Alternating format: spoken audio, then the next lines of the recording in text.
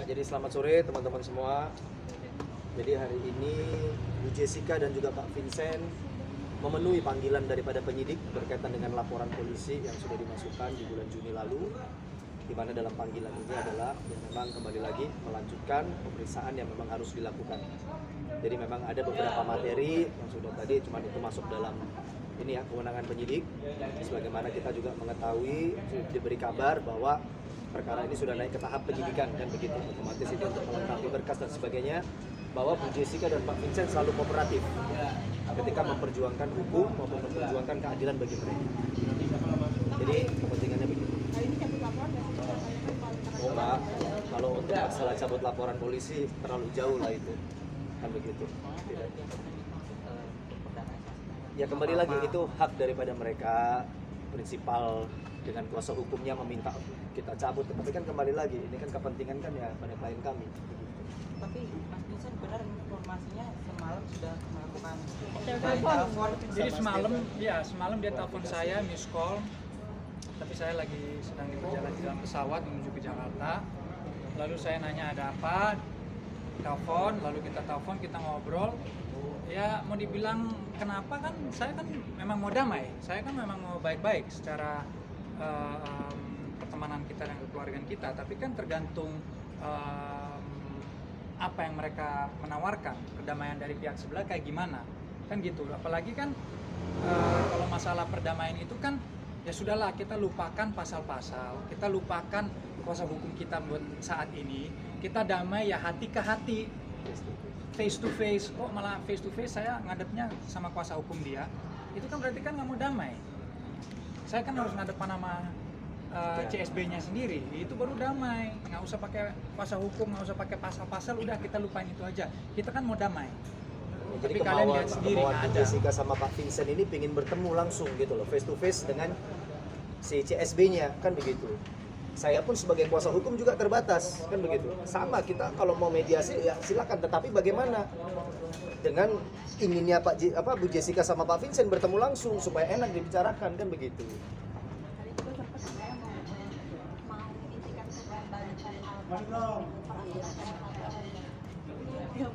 Ya itu kembali lagi nanti, itu kan objek-objek barang yang sudah kita masukkan sesuai dengan klasifikasi laporan polisi yang sudah dimasukkan, itu nanti akan menjadi ranah materi daripada penyidikan ya, karena memang sudah naik ke tahap penyidikan. Jadi ini masuk dalam materi tersebut. Kita tidak mau melampaui batas kewenangan, memang ada sifatnya opsporingnya tertutup ya dalam proses hukum acara itu yang tidak bisa kita juga beritahukan. Gimana segini masih memperjuangkan keadilan, apalagi meninggalkan anak di Bali dan di rumah kita. Rasanya sakit, rasanya tuh saya udah Aduan kamu. Aduan dikit. Ya kan jadi kalau pribadi saya pasti sakit, saya kecewa, saya marah, udah campur aduk gitu. Saya bolak-balik untuk ngurusin ini, bolak-balik sakit, bolak-balik juga repotnya gitu. Tapi tetap saya optimis, saya yakin kepolisian Indonesia akan bergerak seadil-adilnya, secepat-cepatnya untuk menjamin kepastian hukum saya, dan semoga hak-hak saya bisa dipulihkan. Nah, ya, pokoknya saya jalanin sesuai prosedur aja. kondisi kesehatannya kamu kita sekarang di Jakarta nih butuh infus kayak vitamin dan lain-lain ya sih Kak? Oh, kalau vitamin saya, iya dari awal saya udah minum vitamin. Kadang kalau saya lagi sakit saya juga infus vitamin. Jadi Tapi pokoknya itu pun ya, dokter juga ingetin kalau memang udah pakai yang kiama-kiama yang kimia. yang panadol atau apa, itu asinya nggak boleh langsung ke bayi, karena kesian nanti kan imbasnya ke bayinya. Jadi harus nunggu beberapa jam, asi itu harus dipompa lalu dibuang karena nggak boleh dipakai. Kan masalah ini kan ASI juga Sangat. sempat beralih ke susu formula nggak sih Kak? Enggak, untungnya dari awal tuh saya udah nabung ASI sampai tabungan ASI saya juga banyak banget. Kemarin saya juga sempat sumbangin ASI saya ke orang-orang. Tapi sejak saya makin kesini makin menipis, makin berkurang. Jadi saya sekarang udah stop donasi ASI. tapi saya lebih ya udah berusaha untuk cukupin ASI yang stok yang ada, yang sekarang yang masih produksi juga. Terus juga kan baby lagi bentar lagi mau empasi, jadi untungnya nanti akan dibantu sama makanan juga gitu. Jadi ya untuk itu ya saya udah nggak khawatir sih. Pengaruh masih ada masalah ini kan mungkin dari orang tuanya kan kalau ada masalah mungkin kayak cemberut, ngaruh masih ke anak itu depan batin mungkin. Kita berusaha untuk tidak mencemberut di depan anak-anak, dan yang tadi kami bilang dari siang pas ini mau gimana pun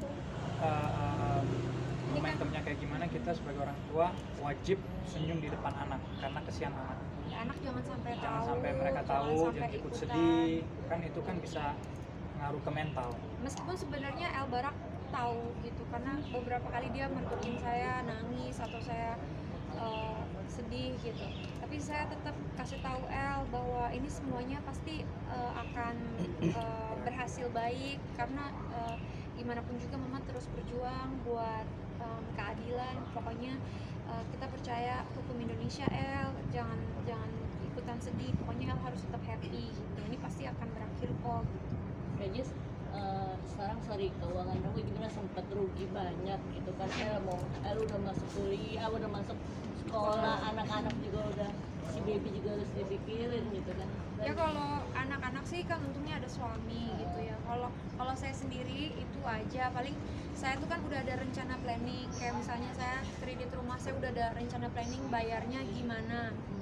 Makanya kan kemarin mungkin 2 tahun lalu tuh saya sempat pensiun jadi artis, saya berhenti, saya pindah ke Bali karena saya tahu saya udah ada yang bisa untuk melunasin cicilan rumah saya gitu. Apalagi saya kemarin mikirnya saya bisa muterin uang, kemarin saya mikirnya oh ya dengan cara ini mungkin saya bisa Ada sustainable income gitu. Tapi ternyata sekarang kan kenyataannya ini jadi sebuah musibah buat saya gitu. Jadi ya udah rencana-rencana saya berantakan gitu. Jadi KPR rumah yang saya harusnya bisa bayarin cicilannya sekarang nggak bisa saya bayarin, cicilannya nunggak, bunganya terus jalan gitu. Jadi saya berpikir paling bijaksana ya saya udah pusing masalah ini, saya juga nggak mau pusing masalah cicilan, karena cicilannya bukan sebulan 2 bulan tapi masih bertahun-tahun lagi. Fantastis nggak sih Kak?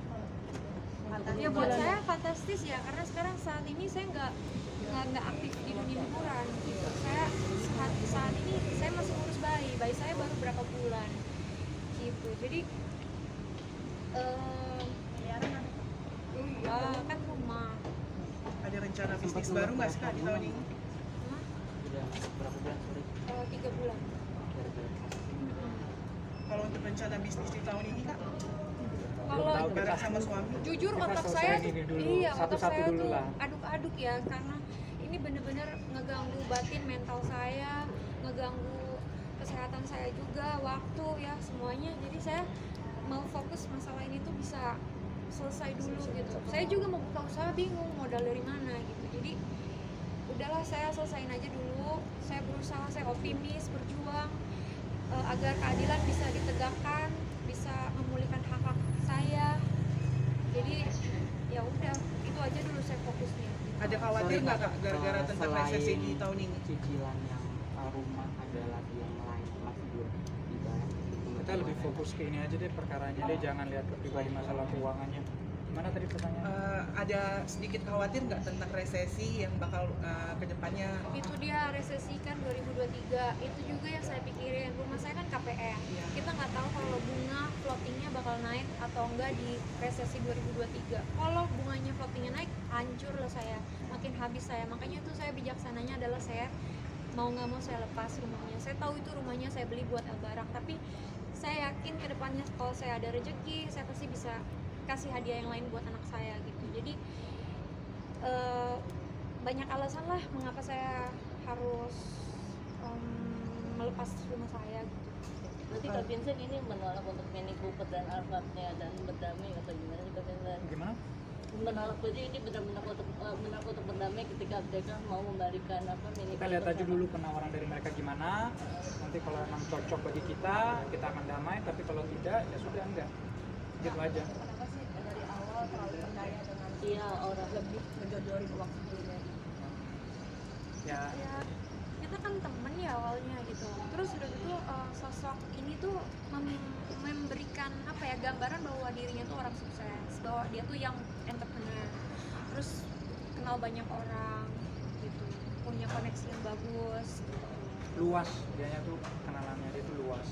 Ada pihak ketiga atau memang dari Kak Jejar sendiri kenal dari oknum tersebut? dikenalin gitu Dikenalin. atau Dikenalin sama staffnya dia.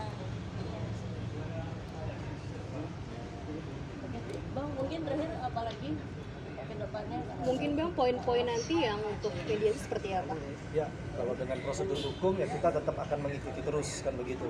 Dalam artian di sini pun kami optimis, kami meyakini melalui upaya hukum yang sudah kami lakukan baik itu laporan dan kita pun menanggapi juga mengikuti proses berkaitan dengan gugatan dari pihak mereka kembali. Itu adalah hak hukum masing-masing. Tetapi kan nanti semua akan bukti kan begitu kan. Sebagaimana kalau kita dalam hukum acara memang prinsip utama dalam hukum itu adalah pembuktian. Apa yang kita dalilkan harus dapat kita buktikan kan. Karena yang kita kejar adalah fakta hukum. Dan sampai pada saat ini pun kenapa Bu Jessica ada di Polda Metro, kenapa tadi mengikuti di Pengadilan Negeri Jaksel? Ya karena memang kooperatif beliaunya. Walaupun dia pakai saya sebagai kuasa hukum, tetapi dia pun hadir dalam keperdataan ya. Kalau dalam panggilan kepolisian memang harus Bu Jessica dan Pak Vincent sendiri karena sifat saya sebagai kuasa hukum hanya mendampingi saja. Mungkin menekankan hari ini nggak ada cabut laporan ya? Oh pasti itu tidak ada itu masalah cabut laporan. Terkait tentang penampilan Kak Jessica hari ini, potong rambut tuh gara-gara apa? Kak? Rambut.